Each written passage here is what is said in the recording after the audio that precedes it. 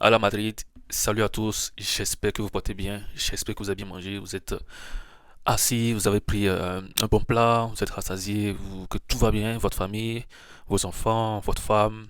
Bref, on n'est pas là pour parler de la vie, on est là pour parler du football. Et on va parler de Brahim Diaz qui est de retour avec les merengues. Normalement, si tout va bien, il pourrait faire partie du groupe pour jouer le match ce week-end déjà, voilà. Et je vais pas parler de son retour, je vais plus parler de ce que son retour peut apporter, de négatif comme positif, parce que voilà, Brahim Diaz, il a quand même fait beaucoup parler de lui ces derniers temps. On le sait tous, hein, son équipe participait à la Coupe d'Afrique des Nations. Son équipe est allée en finale avec Achraf Hakimi. Une finale bizarre, une finale dingue, une finale incroyable qui a été vécue par tout le monde entier face au Sénégal de Sadio Mané. Et le scénario était bizarre. Il a fallu que Brahim Diaz décide du vainqueur de cette Coupe d'Afrique 2025 et malheureusement, il n'a pas pu donner la coupe à son équipe parce qu'il a raté un penalty facile, je vais dire. Même si le penalty n'est jamais facile, il a quand même raté une chance de voir son équipe pour soulever la coupe parce qu'il devait marquer ce penalty-là et le Maroc allait sûrement soulever cette coupe-là. Mais malheureusement, il a fait un peu l'idiot, si on peut parler comme ça. Il a fait l'idiot parce que tenter une panenka en finale de Coupe d'Afrique face au Sénégal avec un scénario bizarre. On a vu le scénario du match. But refusé, faute ou pas faute, arbitre, va, tout ça.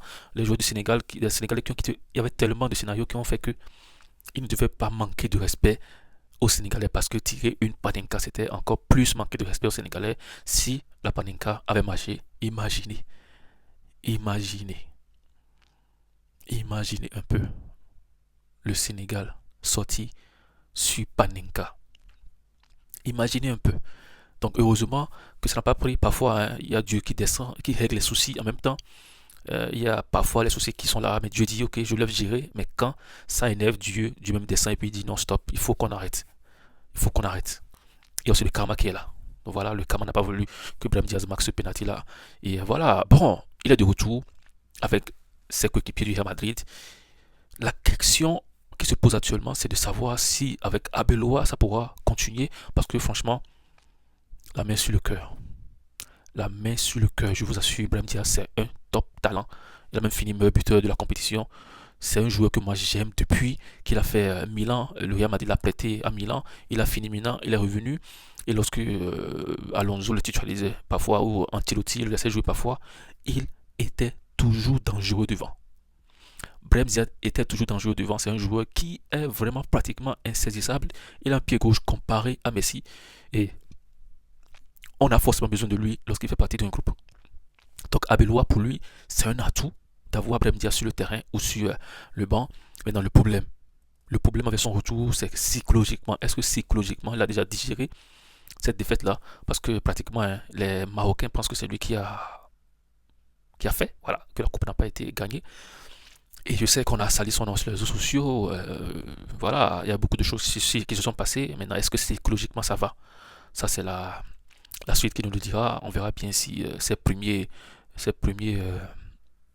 matchs ou bien ses premières minutes sur le terrain seront décisives. Il faut qu'il arrive vite à marquer ou arrive vite à être décisif pour que la période 4 puisse passer. Les gars, on verra ce que Brahim Diaz va nous réserver avec son retour.